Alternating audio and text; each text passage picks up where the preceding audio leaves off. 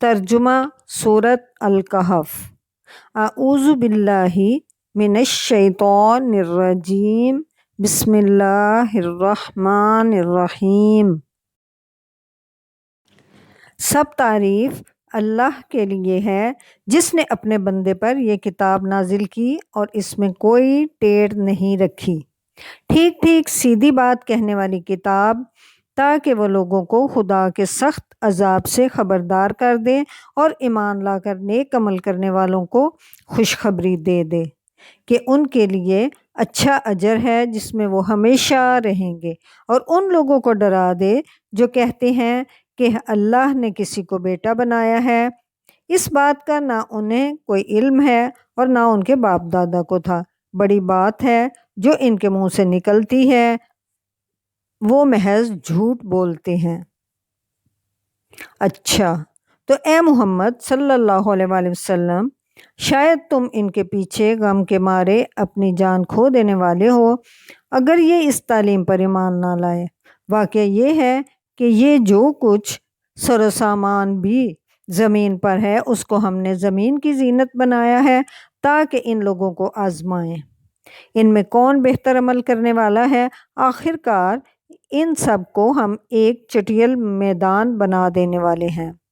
کیا تم سمجھتے ہو کہ غار اور کتبے والے ہماری کوئی بڑی عجیب نشانیوں میں سے تھے؟ جب وہ چند نوجوان غار میں پناہ گزین ہوئے اور انہوں نے کہا، اے پروردگار، ہم کو اپنی خاص رحمت سے نواز اور ہمارا معاملہ درست کر دے، تو ہم نے انہیں اسی غار میں تھپک کر سال ہر سال کے لیے گہری نیند سلا دیا۔ پھر ہم نے انہیں اٹھایا تاکہ دیکھیں ان کے دو گروہوں میں سے کون اپنی مدت قیام کا ٹھیک شمار کرتا ہے۔ ہم ان کا اصل قصہ تمہیں سناتے ہیں۔ وہ چند نوجوان تھے جو اپنے رب پر ایمان لے آئے تھے اور ہم نے ان کو ہدایت میں ترقی بخشی تھی۔ ہم نے ان کے دل اس وقت مضبوط کر دیے جب وہ اٹھے اور انہوں نے اعلان کیا کہ ہمارا رب تو بس وہی ہے جو آسمانوں اور زمین کا رب ہے، ہم اسے چھوڑ کر کسی دوسرے معبود کو نہ پکاریں گے، اگر ہم ایسا کریں تو بالکل بے جا بات کریں گے۔ پھر انہوں نے آپس میں ایک دوسرے سے کہا، یہ ہماری قوم تو رب کائنات کو چھوڑ کر دوسرے خدا بنا بیٹھی ہے، یہ لوگ ان کے معبود ہونے پر کوئی واضح دلیل کیوں نہیں لاتے؟ آخر اس شخص سے بڑا ظالم اور کون ہو سکتا ہے جو اللہ پر جھوٹ باندھے؟ اب جب کہ تم ان سے اور ان کے معبودان غیر اللہ سے بے تعلق ہو چکے ہو تو چلو اب فلاں غار میں چل کر پناہ لو، تمہارا رب تم پر اپنی رحمت کا دامن وسیع کرے گا اور تمہارے کام کے لیے سر و سامان مہیا کر دے گا۔ تم انہیں غار میں دیکھتے تو تمہیں یوں نظر آتا کہ سورج جب نکلتا ہے تو ان کے غار کو چھوڑ کر دائیں جانب چڑھ جاتا ہے، اور جب غروب ہوتا ہے تو ان سے بچ کر بائیں جانب اتر جاتا ہے، اور وہ ہیں کہ غار کے اندر ایک وسیع جگہ میں پڑے ہیں۔ یہ اللہ کی نشانیوں میں سے ایک ہے۔ جس کو اللہ ہدایت دے وہی ہدایت پانے والا ہے، اور جسے اللہ بھٹکا دے اس کے لیے تم کوئی ولی مرشد نہیں پا سکتے۔ تم انہیں دیکھ کر یہ سمجھتے کہ وہ جاگ رہے ہیں، حالانکہ وہ سو رہے تھے۔ ہم انہیں دائیں بائیں کروٹ دلواتے رہتے تھے، اور ان کا کتا غار کے دھانے پر ہاتھ پھیلائے بیٹھا تھا۔ اگر تم کہیں جھانک کر انہیں دیکھتے تو الٹے پاؤں بھاگ کھڑے ہوتے، اور تم پر ان کے نظارے سے دہشت بیٹھ جاتی، اور اسی عجیب کرشمے سے ہم نے انہیں اٹھا بٹھایا تاکہ ذرا آپس میں پوچھ گچھ کریں۔ ان میں سے ایک نے پوچھا، کہو کتنی دیر اس حال میں رہے؟ دوسرے نے کہا، شاید دن بھر یا اس سے کچھ کم رہے ہوں گے۔ پھر وہ بولے، اللہ ہی بہتر جانتا ہے کہ ہمارا کتنا وقت اس حالت میں گزرا، چلو اب اپنے میں سے کسی کو چاندی کا یہ سکہ دے کر شہر بھیجیں اور وہ دیکھے کہ سب سے اچھا کھانا کہاں ملتا ہے، وہاں سے وہ کچھ کھانے کے لیے لائے اور چاہیے کہ ذرا ہوشیاری سے کام لے، ایسا نہ ہو کہ وہ کسی کو ہمارے یہاں ہونے سے خبردار کر بیٹھے۔ اگر کہیں ان لوگوں کا ہاتھ ہم پر پڑ گیا تو بس سنسار ہی کر ڈالیں گے یا پھر زبردستی ہمیں اپنی ملت میں واپس لے جائیں گے، اور ایسا ہوا تو ہم کبھی فلاح نہ پا سکیں گے۔ اس طرح ہم نے اہل شہر کو ان کے حال پر مطلع کر دیا تاکہ لوگ جان لیں کہ اللہ کا وعدہ سچا ہے اور یہ کہ قیامت کی گھڑی بے شک آ کر رہے گی۔ اس وقت وہ آپس میں اس بات پر جھگڑ رہے تھے کہ ان کے ساتھ کیا کیا جائے، یعنی کہ اصحاب صحف کے ساتھ کیا کیا جائے۔ کچھ لوگوں نے کہا ان پر ایک دیوار چن دو، ان کا رب ہی ان کے معاملے کو بہتر جانتا ہے۔ مگر جو لوگ ان کے معاملات پر غالب تھے انہوں نے کہا ہم تو ان پر ایک عبادت گاہ بنائیں گے۔ کچھ لوگ کہیں گے وہ 3 تھے اور چوتھا ان کا کتا تھا، اور کچھ دوسرے کہیں گے کہ 5 تھے اور چھٹا ان کا کتا تھا۔ یہ سب بے تکی ہانکتے ہیں۔ کچھ اور لوگ کہتے ہیں کہ 7 تھے اور 8واں ان کا کتا تھا۔ کہو میرا رب ہی بہتر جانتا ہے کہ وہ کتنے تھے، کم ہی لوگ ان کی صحیح تعداد جانتے ہیں۔ بس تم سرسری بات سے بڑھ کر ان کی تعداد کے معاملے میں لوگوں سے بحث نہ کرو اور نہ ان کے متعلق کسی سے کچھ پوچھو، اور دیکھو کسی چیز کے بارے میں کبھی یہ نہ کہا کرو کہ میں کل یہ کام کروں گا۔ تم کچھ نہیں کر سکتے الا یہ کہ اللہ چاہے۔ اگر بھولے سے کبھی زبان سے نکل جائے تو فوراً اپنے رب کو یاد کرو اور کہو امید ہے کہ میرا رب اس معاملے میں رشد سے قریب تر بات کی طرف میری رہنمائی فرما دے گا۔ اور وہ اپنے غار میں 300 سال رہے، اور کچھ لوگ مدت کے شمار میں 9 سال اور بڑھ گئے ہیں۔ تم کہو اللہ ان کے قیام کی مدت زیادہ جانتا ہے۔ آسمانوں اور زمین کے سب احوال اسی کو معلوم ہیں۔ کیا خوب ہے وہ دیکھنے اور سننے والا۔ زمین و آسمان کی مخلوقات کا کوئی خبرگیر اس کے سوا نہیں، اور وہ اپنی حکومت میں کسی کو شریک نہیں کرتا۔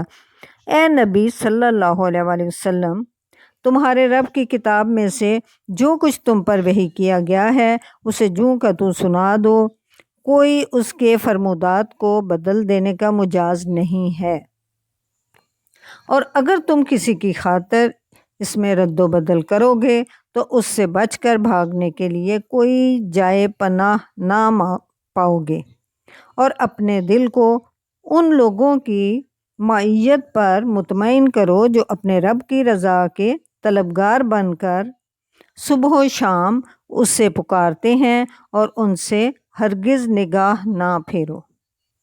کیا تم دنیا کی زینت پسند کرتے ہو؟ کسی ایسے شخص کی اطاعت نہ کرو جس کے دل کو ہم نے اپنی یاد سے غافل کر دیا ہے، اور جس نے اپنی خواہش نفس کی پیروی اختیار کر لی ہے، اور جس کا طریقہ کار افراط و تفریط پر مبنی ہے۔ صاف کہہ دو یہ حق ہے تمہارے رب کی طرف سے، اب جس کا جی چاہے مان لے اور جس کا جی چاہے انکار کر دے۔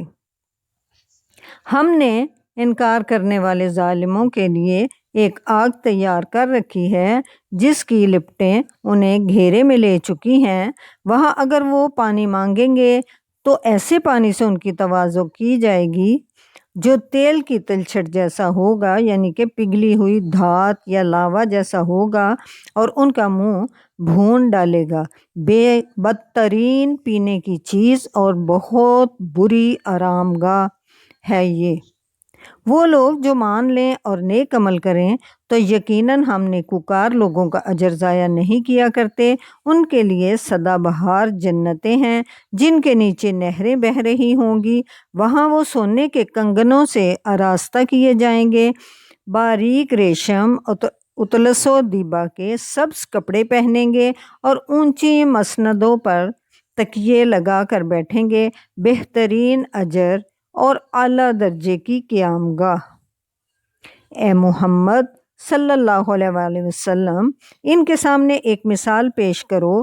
2 شخص تھے، ان میں سے ایک کو ہم نے انگور کے 2 باغ دیے اور ان کے گرد کھجور کے درختوں کی باڑ لگائی اور ان کے درمیان کاشت کی زمین رکھی۔ دونوں خوب پھلے پھولے اور بارآور ہونے میں انہوں نے ذرا سی کسر بھی نہ چھوڑی۔ ان باغوں کے اندر ہم نے ایک نہر جاری کر دی اور اسے خوب نفع حاصل ہوا۔ یہ سب کچھ پا کر ایک دن وہ اپنے ہمسائے سے بات کرتے ہوئے بولا، میں تو اس سے زیادہ مالدار ہوں اور تو اس سے زیادہ طاقتور نفری رکھتا ہوں۔ پھر وہ اپنی جنت میں داخل ہوا، یعنی کہ اپنے باغ میں داخل ہوا اور اپنے نفس کے حق میں ظالم بن کر کہنے لگا، میں نہیں سمجھتا کہ یہ دولت کبھی فنا ہو جائے گی اور مجھے توقع نہیں کہ قیامت کی گھڑی کبھی آئے گی۔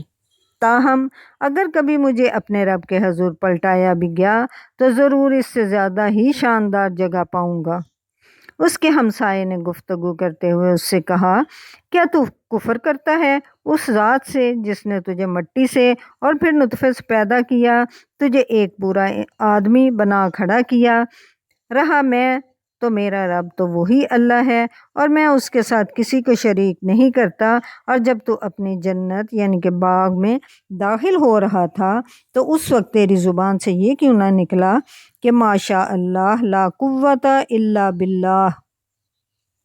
اگر تو مجھے مال اور اولاد میں اپنے سے کمتر پا رہا ہے تو بعید نہیں کہ میرا رب مجھے تیری جنت سے بہتر عطا فرما دے اور تیری جنت پر آسمان سے کوئی آفت بھیج دے جس سے وہ صاف میدان بن کر رہ جائے، یا اس کا پانی زمین میں اتر جائے اور پھر تو اسے کس طرح نکال سکے۔ آخر کار ہوا یہ کہ اس کا سارا ثمرہ مارا گیا، یعنی پھل مارا گیا، اور وہ اپنے انگوروں کے باغوں کو کوٹھڑیوں پر الٹا پڑا دیکھ کر اپنی لگائی ہوئی لاگت پر ہاتھ ملتا رہ گیا اور کہنے لگا کہ کاش میں نے اپنے رب کے ساتھ کسی کو شریک نہ ٹھہرایا ہوتا۔ اللہ کے سوا کوئی جماعت ایسی نہ تھی جو اس کی مدد کرتی اور نہ وہ خود اس آفت کا مقابلہ کر سکا۔ اس وقت اسے معلوم ہوا کہ کارسازی کا اختیار خدائے برحق ہی کے لیے ہے، انعام وہی بہتر ہے جو وہ بخشے اور انجام وہی بخیر ہے جو وہ دکھائے۔ اے نبی صلی اللہ علیہ وآلہ وسلم، انہیں حیات دنیا کی حقیقت اس مثال سے سمجھاؤ کہ آج ہم نے آسمان سے پانی برسا دیا تو زمین کی پود خوب گھنی ہو گئی اور کل وہی نباتات بھس بن کر رہ گئی جسے ہوائیں اڑائے لیے پھرتی ہیں۔ اللہ ہر چیز پر قدرت رکھتا ہے۔ یہ مال اور یہ اولاد محض دنیاوی زندگی کی ایک ہنگامی آزمائش اور آرائش ہے، اصل میں تو باقی رہ جانے والی نیکیاں ہی تیرے رب کے نزدیک نتیجے کے لحاظ سے بہتر ہیں اور انہی سے اچھی امیدیں وابستہ کی جا سکتی ہیں۔ فکر اس دن کی ہونی چاہیے جب کہ ہم پہاڑوں کو چلائیں گے اور تم زمین کو بالکل برہنہ پاؤ گے اور ہم تمام انسانوں کو اس طرح گھیر کر جمع کریں گے کہ اگلوں پچھلوں میں سے ایک بھی نہ چھوٹے گا اور سب کے سب تمہارے رب کے حضور صف در صف پیش کیے جائیں گے۔ لو دیکھو آ گئے نا تم ہمارے پاس، اس طرح جیسے ہم نے تم کو پہلی بار پیدا کیا تھا۔ تم نے تو یہ سمجھا تھا کہ ہم نے تمہارے لیے کوئی وعدے کا وقت مقرر ہی نہیں کیا اور نامہ اعمال سامنے رکھ دیا جائے گا۔ اس وقت تم دیکھو گے کہ مجرم لوگ اپنی کتاب زندگی کے اندراجات سے ڈر رہے ہوں گے اور کہہ رہے ہوں گے کہ ہائے ہماری کم بختی، یہ کیسی کتاب ہے کہ ہماری کوئی چھوٹی بڑی حرکت ایسی نہیں رہی جو اس میں درج نہ ہو گئی ہو۔ جو کچھ انہوں نے کیا تھا وہ سب اپنے سامنے حاضر پائیں گے اور تیرا رب کسی پر ذرا برابر بھی ظلم نہ کرے گا۔ یاد کرو جب ہم نے فرشتوں سے کہا کہ آدم کو سجدہ کرو تو انہوں نے سجدہ کیا مگر ابلیس نے نہ کیا۔ وہ جنوں میں سے تھا، اس لیے وہ اپنے رب کے حکم کی اطاعت سے نکل گیا۔ اب کیا تم مجھے چھوڑ کر اس کو اور اس کی ذریت کو اپنا سرپرست، ذریت یعنی اولاد کو اپنا سرپرست بناتے ہو، حالانکہ وہ تمہارے دشمن ہیں۔ بڑا ہی برا بدل ہے جسے ظالم لوگ اختیار کر رہے ہیں۔ میں نے آسمان و زمین پیدا کرتے وقت ان کو نہیں بلایا تھا اور نہ خود ان کی اپنی تخلیق میں انہیں شریک کیا تھا۔ میرا یہ کام نہیں ہے کہ گمراہ کرنے والوں کو اپنا مددگار بنایا کروں۔ پھر کیا کریں گے یہ لوگ اس روز جب کہ ان کا رب ان سے کہے گا کہ پکارو اب ان ہستیوں کو جنہیں تم میرا شریک سمجھ بیٹھے تھے، یہ ان کو پکاریں گے مگر وہ ان کی مدد کو نہ آئیں گے، اور ہم ان کے درمیان ایک ہی ہلاکت کا گڑھا مشترک کر دیں گے۔ سارے مجرم اس روز آگ دیکھ لیں گے اور سمجھ جائیں گے کہ اب انہیں اس میں گرنا ہے، اور وہ اس سے بچنے کے لیے کوئی جائے پناہ نہ پائیں گے۔ ہم نے اس قرآن میں لوگوں کو طرح طرح سے سمجھایا، مگر انسان بڑا ہی جھگڑالو واقع ہوا ہے۔ اس کے سامنے جب ہدایت آئی تو اسے ماننے اور اپنے رب کے حضور معافی چاہنے سے آخر ان کو کس چیز نے روک دیا؟ اس کے سوا اور کچھ نہیں کہ وہ منتظر ہیں کہ ان کے ساتھ بھی وہی کچھ ہو جو پہلی قوموں کے ساتھ ہو چکا ہے، یا یہ کہ وہ عذاب کو سامنے آتے دیکھ لیں۔ رسولوں کو ہم اس کام کے سوا اور کسی غرض کے لیے نہیں بھیجتے کہ وہ بشارت اور تنبیہ کی خدمت انجام دیں، مگر کافروں کا حال یہ ہے کہ وہ باطل کے ہتھیار لے کر حق کو نیچا دکھانے کی کوشش کرتے ہیں، اور انہوں نے میری آیات کو اور ان تنبیہات کو جو انہیں کی گئیں مذاق بنا لیا ہے۔ اور اس شخص سے بڑھ کر ظالم اور کون ہے جسے اس کے رب کی آیات سنا کر نصیحت کی جائے اور وہ ان سے منہ پھیر لے اور اس برے انجام کو بھول جائے جس کا سر و سامان اس نے اپنے لیے خود اپنے ہاتھوں کیا ہے۔ جن لوگوں نے یہ روش اختیار کی ہے ان کے دلوں پر ہم نے غلاف چڑھا دیے ہیں جو انہیں قرآن کی بات سمجھنے نہیں دیتے، اور ان کے کانوں میں ہم نے گرانی پیدا کر دی ہے۔ تم انہیں ہدایت کی طرف کتنا ہی بلاؤ، وہ اس حالت میں کبھی ہدایت نہ پائیں گے۔ تیرا رب بڑا درگزر کرنے والا اور رحیم ہے، وہ ان کے کرتوتوں پر انہیں پکڑنا چاہتا تو جلد ہی عذاب بھیج دیتا، مگر ان کے لیے وعدے کا ایک وقت مقرر ہے اور اس سے بچ کر بھاگ نکلنے کی یہ کوئی راہ نہ پائیں گے۔ یہ عذاب رسیدہ بستیاں تمہارے سامنے موجود ہیں، انہوں نے جب ظلم کیا تو ہم نے انہیں ہلاک کر دیا، اور ان میں سے ہر ایک کی ہلاکت کے لیے ہم نے وقت مقرر کر رکھا ہے۔ ذرا ان کو وہ قصہ سناؤ جو موسیٰ علیہ السلام کو پیش آیا تھا، جب کہ موسیٰ علیہ السلام نے اپنے خادم سے کہا کہ میں اپنا سفر ختم نہ کروں گا جب تک کہ دونوں دریاؤں کے سنگم پر نہ پہنچ جاؤں، ورنہ میں ایک زمانہ دراز تک چلتا ہی رہوں گا۔ پس جب وہ ان کے سنگم پر پہنچے تو اپنی مچھلی سے غافل ہو گئے، اور وہ نکل کر اس طرح دریا میں چلی گئی جیسے کہ کوئی سرنگ لگی ہو۔ آگے جا کر موسیٰ علیہ السلام نے اپنے خادم سے کہا، لاؤ ہمارا ناشتہ، آج کے سفر میں تو ہم بری طرح تھک گئے ہیں۔ خادم نے کہا، آپ نے دیکھا یہ کیا ہوا؟ جب ہم اس چٹان کے پاس ٹھہرے ہوئے تھے اس وقت مجھے مچھلی کا خیال نہ رہا، اور شیطان نے مجھ کو ایسا غافل کر دیا کہ میں اس کا ذکر آپ سے کرنا بھول گیا۔ مچھلی تو عجیب طریقے سے نکل کر دریا میں چلی گئی۔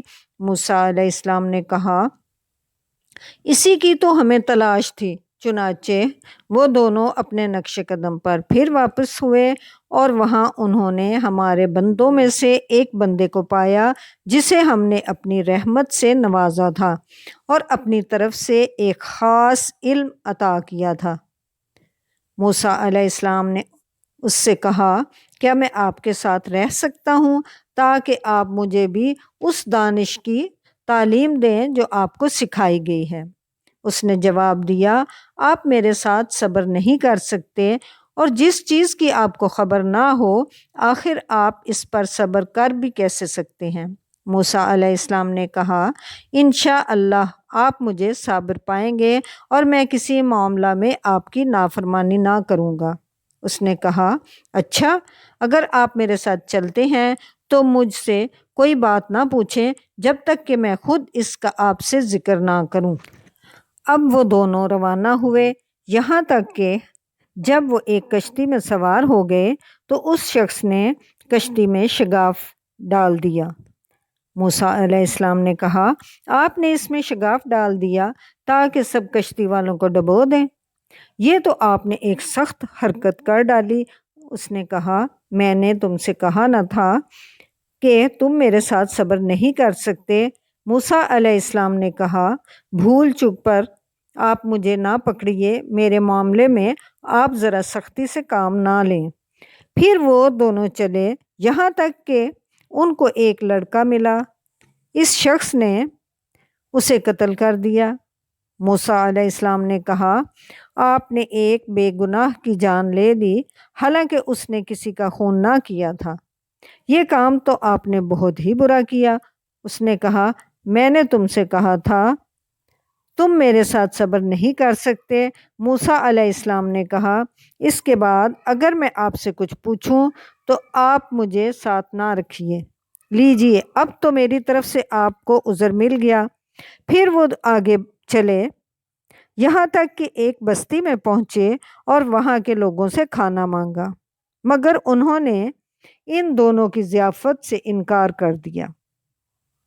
وہاں انہوں نے ایک دیوار دیکھی جو گرا چاہتی تھی، اس شخص نے اس دیوار کو پھر قائم کر دیا۔ موسیٰ علیہ السلام نے کہا، اگر آپ چاہتے تو اس کام کی اجرت لے سکتے تھے۔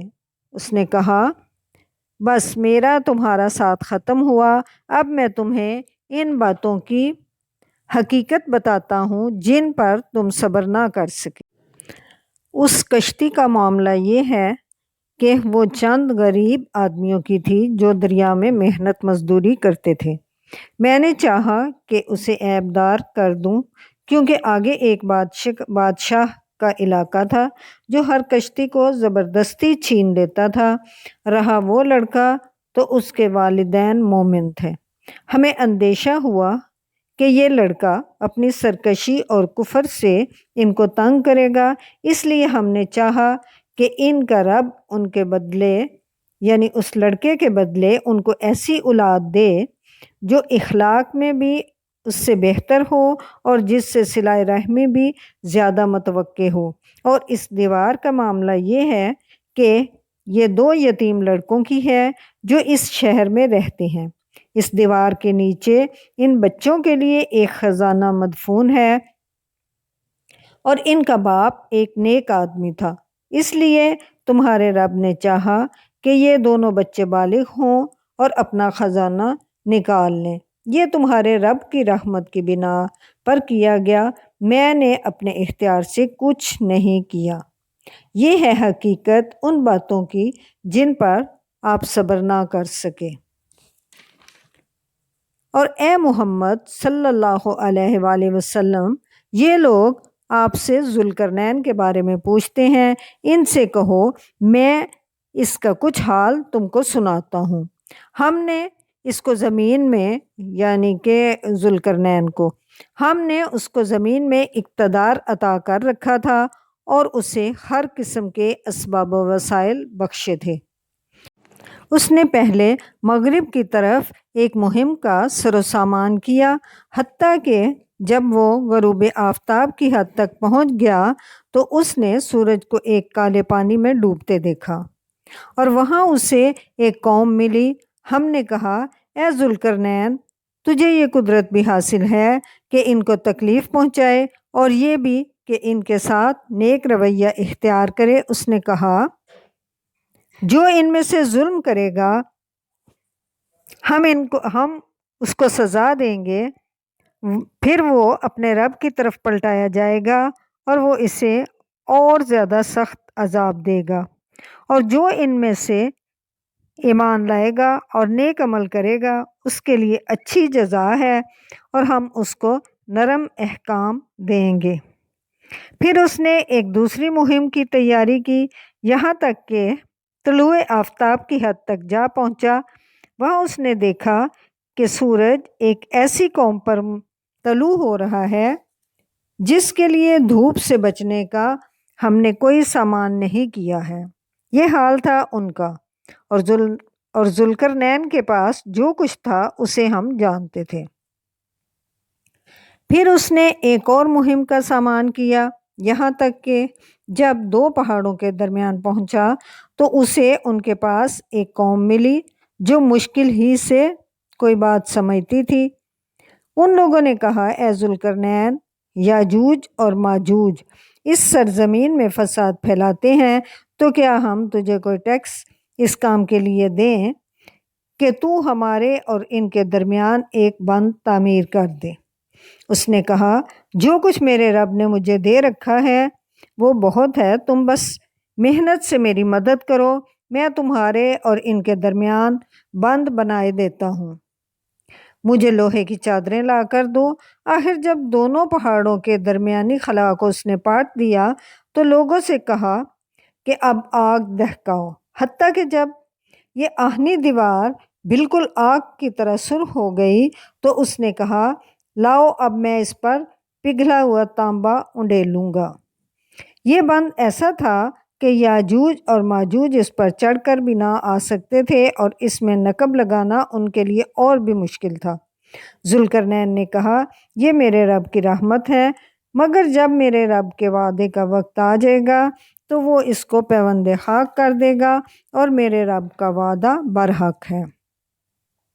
اور اس روز ہم لوگوں کو چھوڑ دیں گے کہ سمندر کی موجوں کی طرح ایک دوسرے سے گتھم گتھا ہوں، اور سور پھونکا جائے گا اور ہم سب انسانوں کو ایک ساتھ جمع کریں گے، اور وہ دن ہوگا جب ہم جہنم کو کافروں کے سامنے لائیں گے، ان کافروں کے سامنے جو میری نصیحت کی طرف سے اندھے بنے ہوئے تھے اور کچھ سننے کے لیے تیار ہی نہ تھے۔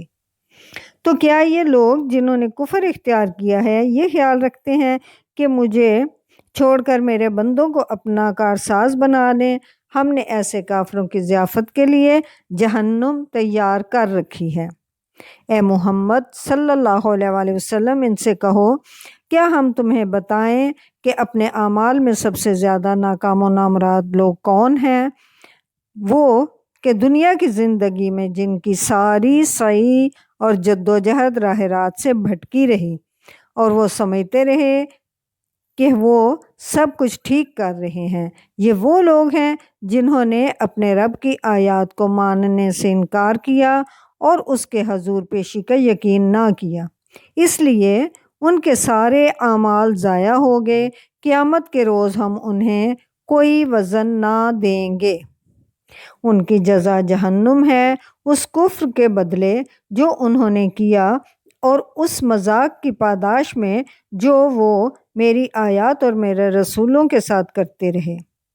البتہ وہ لوگ جو ایمان لائے اور جنہوں نے نیک عمل کیے ان کی میزبانی کے لیے فردوس کے باغ ہوں گے جن میں وہ ہمیشہ رہیں گے، اور کبھی اس جگہ سے نکل کر کہیں جانے کو ان کا جی نہ چاہے گا۔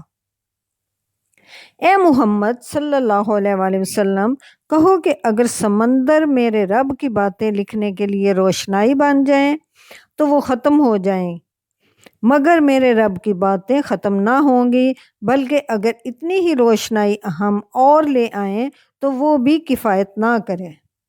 اے محمد صلی اللہ علیہ وآلہ وسلم کہو کہ میں تو ایک انسان ہوں تم ہی جیسا، میری طرف وحی کی جاتی ہے کہ تمہارا خدا بس ایک ہی خدا ہے، پس جو کوئی اپنے رب کی ملاقات کا امیدوار ہو اسے چاہیے کہ نیک عمل کرے اور بندگی میں اپنے رب کے ساتھ کسی کو شریک نہ کرے۔